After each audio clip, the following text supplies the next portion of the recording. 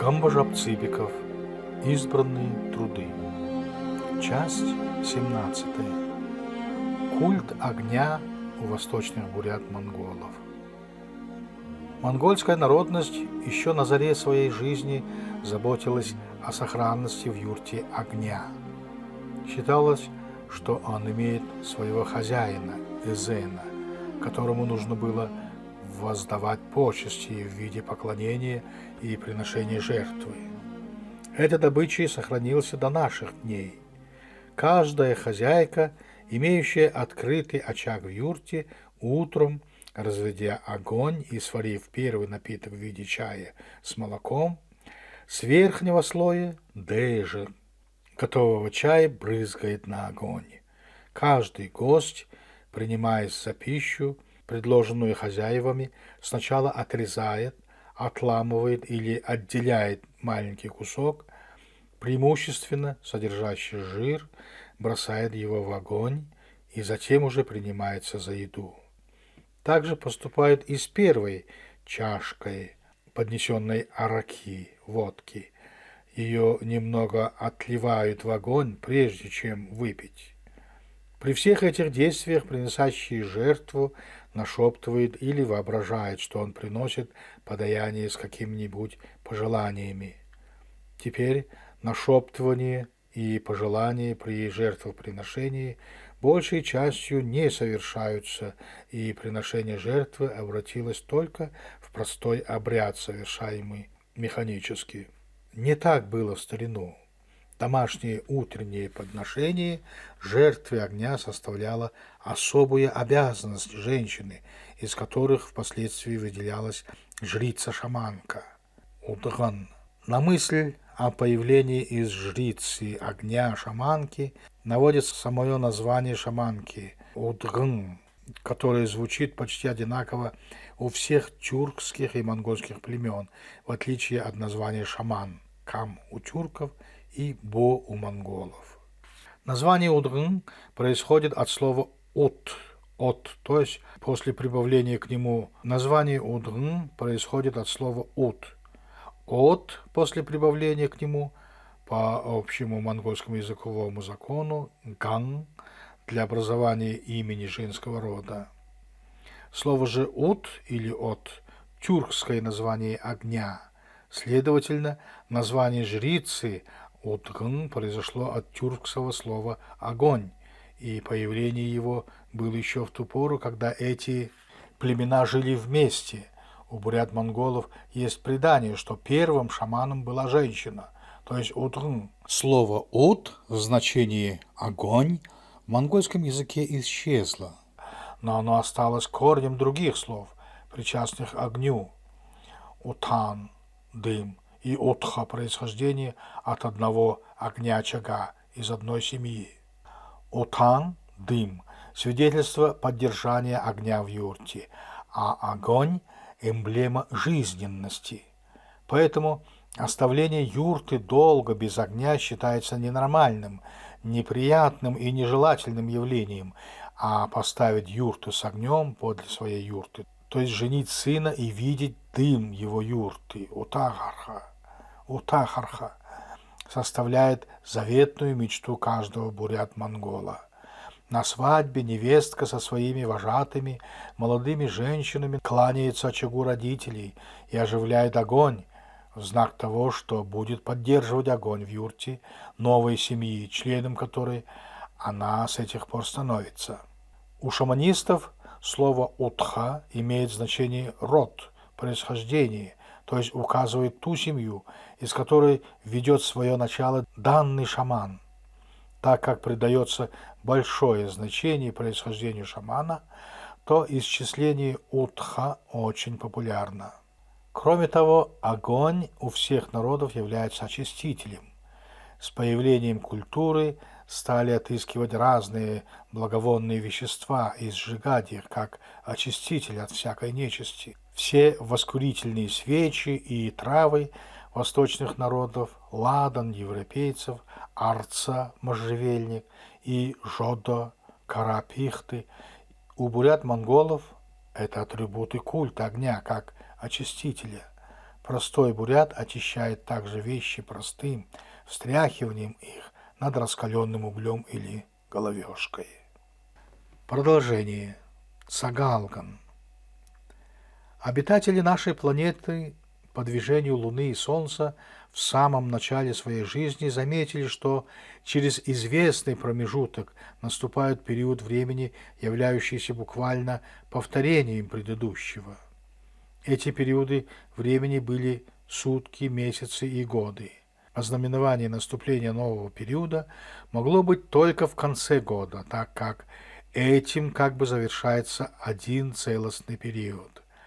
В течение года совершается известный оборот и в хозяйственной жизни, поэтому у всех народов рано явился обычай ознаменовывать наступление первого периода празднованием Нового года. У монгольских племен, как народа с кочевым скотоводческим бытом, такой праздник происходил в то время, когда скот, принося весной приплод и накопив достаточно жиру за лето, вступал в осень. В это время монголы праздновали свой Новый год, прибавляя год возрасту и себе, и скоту. Так, например, Тугул становится Бору, Бору, Хаширык и так далее. Праздник этот у монголов назывался Цагалган. Название происходит от слова цаган – творог, потому что в это время заканчивалось приготовление впрок молочных продуктов, которые и употреблялись при совершении празднования. Далее монголы познакомились с китайцами, народом земледельческой культуры, который завершал год хозяйственной жизни позднее, когда дни уже идут на прибыль и чувствуется начало нового астрономического года. Знакомство монголов с китайцами в XVIII веке повлияло и на празднование ими Нового года, хотя этот Новый год у монголов не был связан с хозяйственным оборотом. Перенеся время празднования Нового года с осени на конец зимы, монголы все же оставили из названия Цагалган. Как известно, по всему Востоку год исчисляется по лунным месяцам, и Цагалган приходится на первое число первой весенней луны.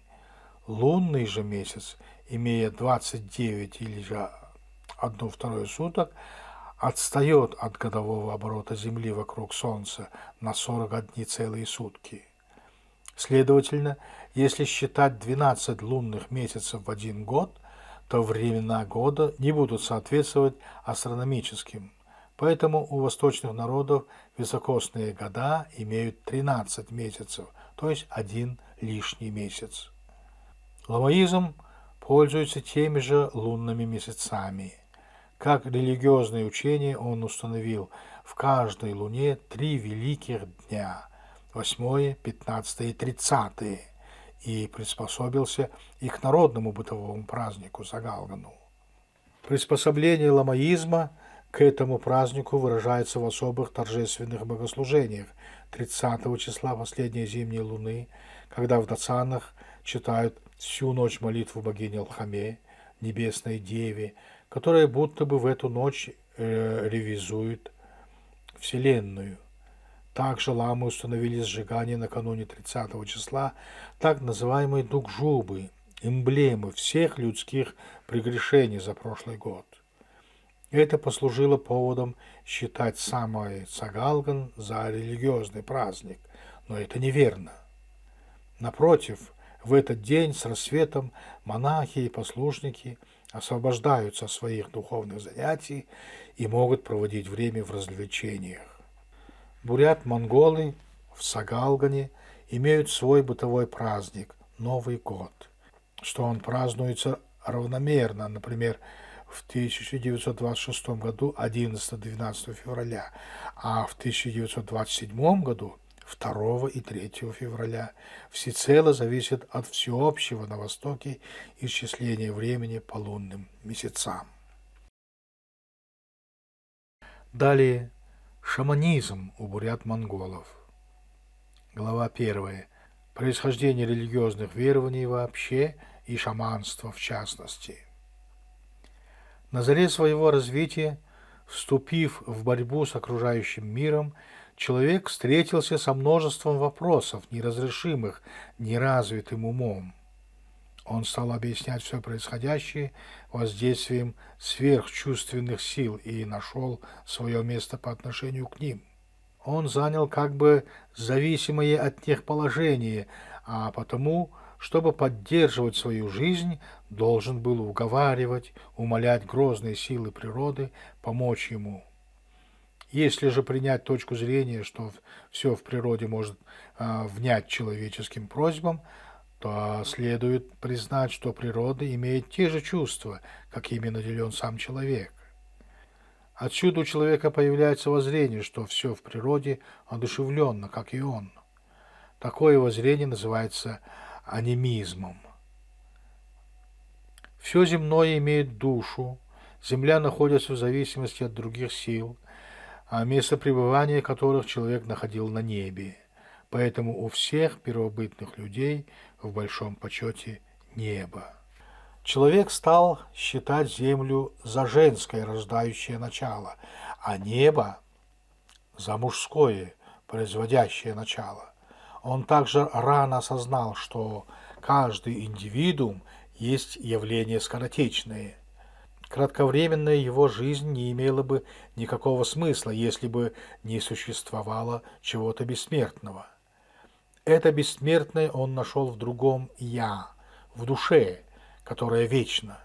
Отсюда появляется вера, что человек, как физическая личность, умирает, но остается его дух, душа. Души людей могут помогать или вредить своей семье или роду. Самой близкой стихией, от которой семья получала много пользы, был огонь. Культ огня развивался у народов в очень раннюю пору их существования. Также монгольские племена весьма рано стали чтить владыку огня, Калунгызн, считая, что огонь очищает все нечистое. На этой почве происходили недоразумения в ханской ставке с русскими князьями, над которыми хотели совершить обряд прохождения их между кострами перед ханской аудиенцией. Те, называя это идолопоклонством, отказывались от обряда, приводя в ярость послушников хана. Огонь, очевидно, был почитаем монголами еще в эпоху, когда монгольские и тюркские племена жили вместе и вели одну хозяйственную жизнь. Доказательством служит слово «огонь», по-тюркски «ут» или «от». От этого слова получило название и лицо, которое служило огню. Лицо это называется во всех тюркских и монгольских языках одинаково «уткан», «откан», «удган», «одаган» и другими однокоренными словами.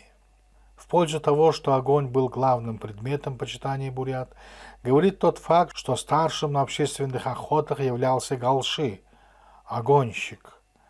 У бурят существует предание, что первой шаманкой была женщина.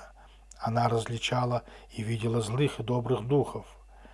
Считать женщину царицей огня было естественно, так как в первобытных условиях, когда пропитание отыскивалось охотой, требовавшей от мужчины постоянной отлучки, женщине приходилось оставаться дома и поддерживать огонь, столь трудно добываемый в те времена.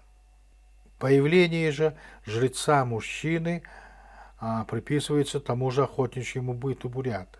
Для поддержания огня и молитвы о благополучной охоте стали со временем подыскивать людей, которым, по общему мнению, лучше удавалось исполнить такие обязанности. Охотничья удача или неудача приписывалась хорошему или дурному отношению духов к галши, поэтому при неудаче нужно было сменить его, а при удаче оставить в должности, в кавычках. Переменчивая судьба не давала возможности какому-нибудь шаману укрепить свою власть над сородичами. Иными словами, в истории не находим случая, чтобы какой-нибудь шаман прославился в племенном масштабе. Более позднее появление жреца-шамана может быть доказано еще тем, что разные племена, имеющие для жрицы-шаманки одно название, шамана называли различно, о чем будет сказано ниже. Из них монгольское название шамана Бо, по-видимому, произошло от слова «ву», которое в китайском языке сначала обозначало жрицу, а затем жреца и жрицу вместе. Допустимо предположение, что в пору знакомства с этим китайским словом монголы имели уже установившееся название для шаманки Удгун. Следовательно, им пришлось принять новое слово только как название для шамана. Конец 17 части.